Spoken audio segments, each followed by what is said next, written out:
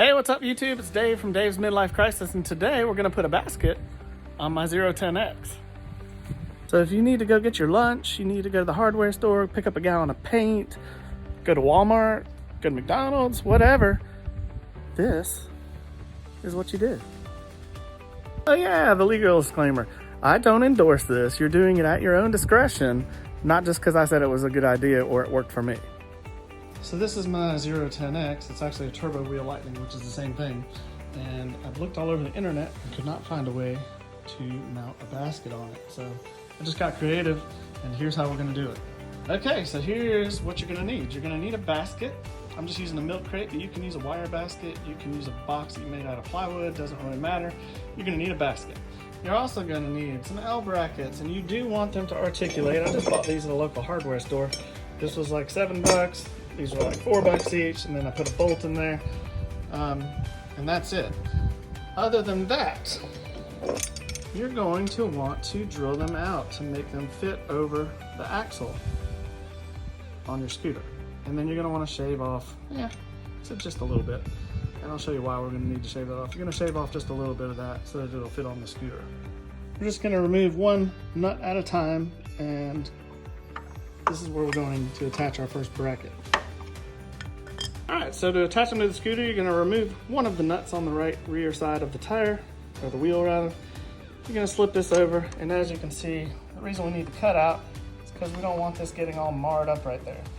So once you cut it out properly, it's gonna slip into that groove nicely, and it's also gonna secure it into place.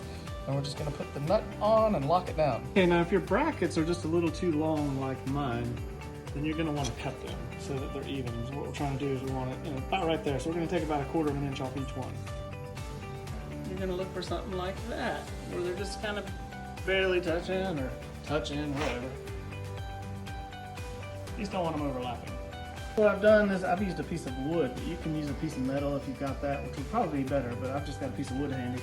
And I drilled the holes to match with the brackets, as you can see.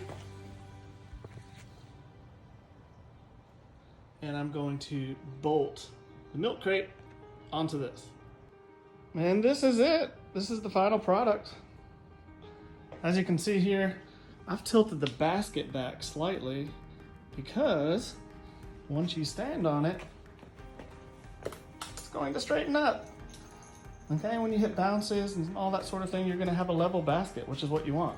And that's why we did a floating basket like I've done, so that you can still use your footrest, you still got complete use of that, and so that it will be straight once you stand on it. I'm gonna just show you while we're down here, and you can adjust these however you would like.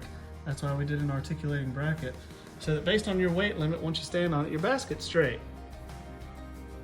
While we're down here, two things. One is this kickstand. As you can see, I've added a bolt to mine because these kickstands are way, way, way too short. You can probably accomplish the same thing by adding a piece of PVC or whatever you want to extend it, but it definitely helps out. Mine was just falling over every time I try to stand it up. And I'll show you that here in just a minute. But anyway, I'm gonna pull this off and just show you that the threads on the nut here also, we've lost only a little bit of thread. Haven't lost much, but I'd suggest using some thread lock when you put these back together. I'd also suggest anytime you get on this thing, you check and make sure everything's tight. Just keep in mind that they're made in China and probably, using some 12-year-olds to put these things together. So check all your nuts and bolts. And just to show you on the kickstand, look how nice and straight we are now. It's just barely leaning over. And that's it. And here it is, all full of stuff.